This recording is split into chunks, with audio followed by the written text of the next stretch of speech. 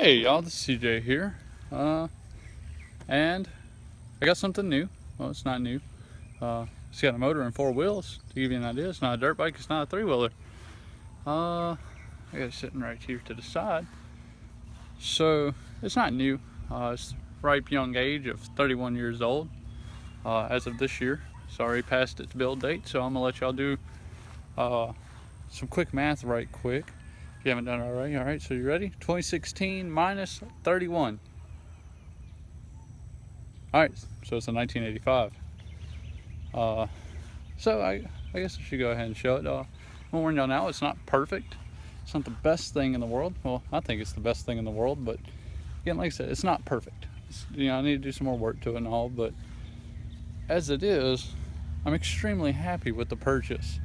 So without further ado, let me introduce you to Peaches, 1985 Nissan 300ZX. So just a little walk around. I guess I can go ahead and fire it up while I'm doing the walk around. As you can see, it's a GLL model. Has the full digital dash. Fire it up, warm it up, and then I'll give you all a little sound clip. First starts of the day is always a little funny. So it gets it has a little lifter tap whenever it first fires up. But as you can see, the best part about it, the hatch stays up by itself. I gotta vacuum it out. I just finished cleaning all the stuff out. I gotta get the trim pieces that go here, here, and over here in this area. Now what it does have, I'll show y'all, it does have the original spare in it still, which I think is really awesome. You see it still has the fold up spare. Can't really tell very well, but it's still good, it still works. So put this back on here, it dropped down into closed loop. But I got it about a month and a half ago, month and 3 weeks, almost 2 months. Still got some trash in here, I gotta get it out, but anyway. So what brand exhaust is this again? What, 3A Racing? Oh, it's got a wonderful sound to it. But go ahead and shut this. All the glass is in amazing shape. The T-tops don't leak.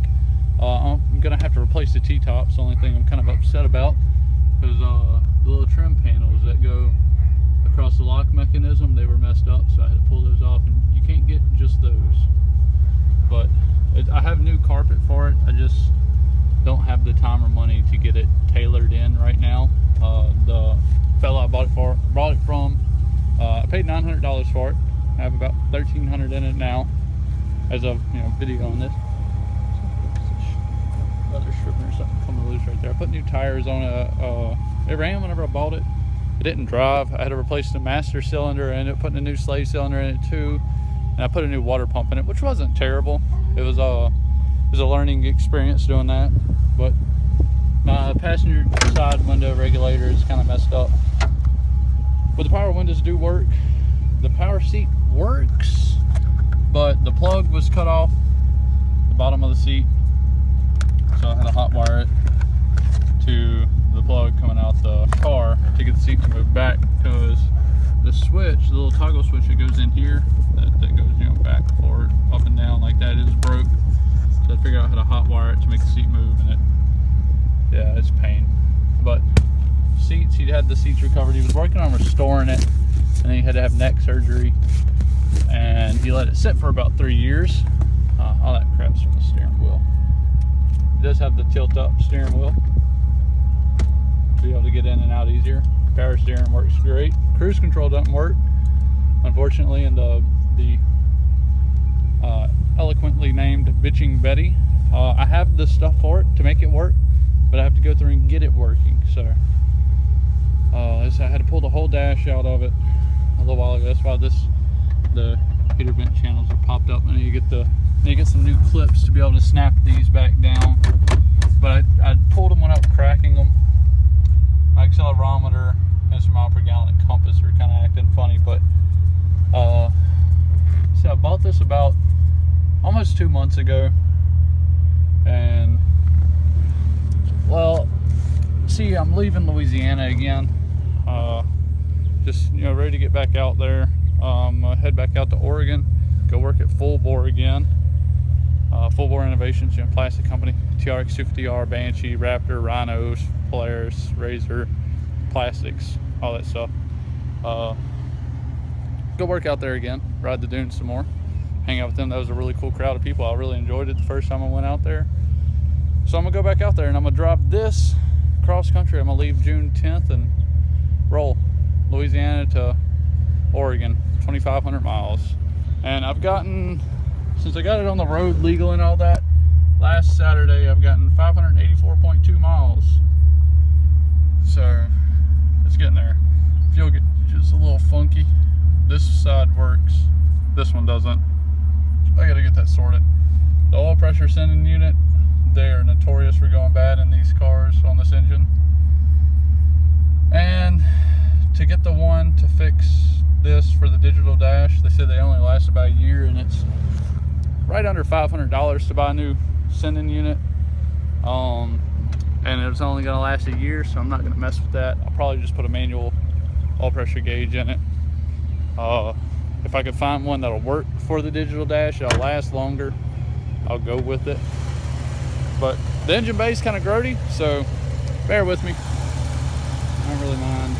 You know, it'll get, you know, finished completely once I'm settled in, and you know, I want to do a full restoration on it. I want to pull the engine, freshen everything up, freshen the car up. There's one little spot of rust that I don't really like. Pop-ups. Yeah, let's watch those. Let's see that happen. You ready? You ready? Yeah, buddy, they work. So, but yeah, this is it.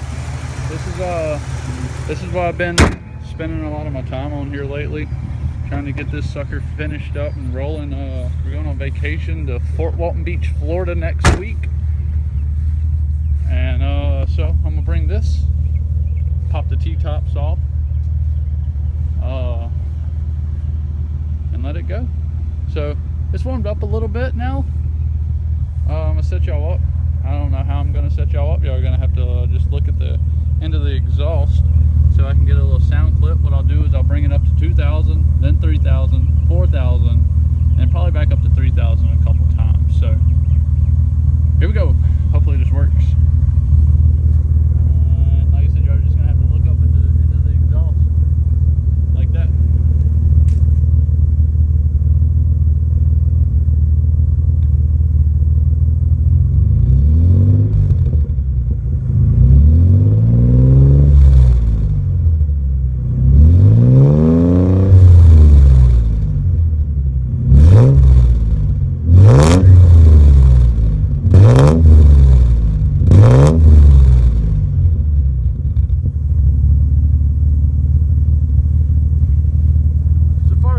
It doesn't sound terrible. Looks like it's spraying a little bit of condensation out the exhaust. So, I'll show you something cool about this dash. I'm sorry this is such a long video, but as you bring the RPM up, you have this bar that moves, right? You have your digital readout here. I can switch between mile per hour, kilometers an hour here. But really cool thing is it senses how much throttle you're giving it, and actually shows where you're making peak power. As you're still making power, the bars stay up, but whenever you stop making power, the bars drop. So it's really cool. You can be, you know, running a gear up and it'll show that the bars are going up like that, and then if you stop making power in that gear, they'll actually drop like that. So it's really fancy. I really enjoy it. See, I'm gonna get the original radio for it, the original amp that mounts under the seat over here. But yeah, so like I said, I just want to show it off a little bit. And cruise control doesn't work at the moment, but that's because of the security system being bypassed from the previous owner and all that. I don't know, it's a lot more to it that I gotta square away. Oh, my power mirrors do work though. It's working. Hey, look, there's my Ranger. I put 130,000 miles on that sucker last year alone. In the last year, 130,000, and it's still handling it. It's ugly as sin. It's 5 different shades of blue. It's got this nice bright orange racing stripe. 17s in the rear, 14s in the front, because race truck, right? 2 transmissions, 3 clutches, 4 throwout bearings, and a partridge in a pear tree. So, I don't know, y'all. I'm kind of crazy. Y'all know that. Yeah, y'all know I'm kind of crazy, so it'll be fine. But yeah, I just wanted to show y'all the new ride. I was trying to say whips, wheels, and ride all at the same time there. Oh, the zip tie is holding the mirrors on. That's not necessary. Whenever I got it, the mirrors were actually like unglued from their backing piece. So I had pieces of cardboard shoved up in there with the zip ties holding them on after I glued them back on, and just kind of scared that the glue hadn't settled right. So you get a new mirror housing. That kind of sucks, but I said I'm gonna have it blasted or all that. Do professional body work on it. Have it professionally painted, body worked, all that stuff. So eventually, like I said, it's NA, naturally aspirated, 5-speed, of course. 4-lug, which is weird. I got like the only 4-lug 300ZX known to mankind. That's an exaggeration, but you get what I mean. So yeah, that's her. I said we started calling her Peaches because of a emoji on the iPhones. The peach emoji looks like a butt. So she's got a nice butt. Can't lie there. But oh, one thing, it is a limited slip car. It doesn't have an open diff in the rear, which is kind of weird, being that it's naturally aspirated. It's got the limited slip rear end, and it's still 4-lug. So I don't know if someone put the limited slip in it or they bought it with that option.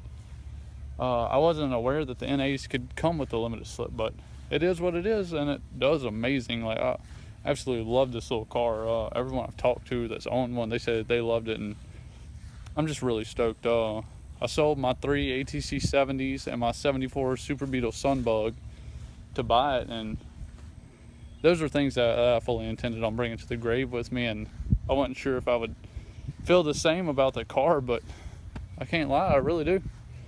This sucker it's awesome. It's really awesome. The paint was in better shape, but it got some carburetor cleaner on it and tried to hurt my clear, so I'm gonna have to try and buff it. And you see it's got some spidering in this fiberglass and the gel coat. So like I said, it's not perfect by any means. I know that it's not the nicest 300ZX and Z31 out there.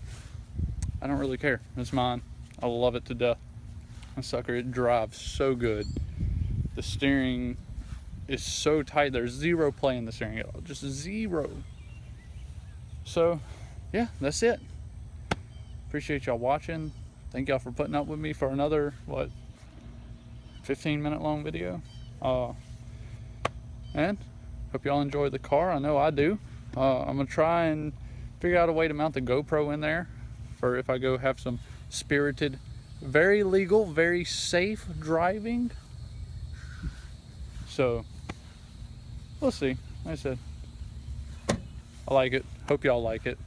Thank y'all for watching. Thank y'all for sticking in there while I'm not uploading videos, because I've been so busy with trying to get ready to move and work. I'm full-time at the shop now.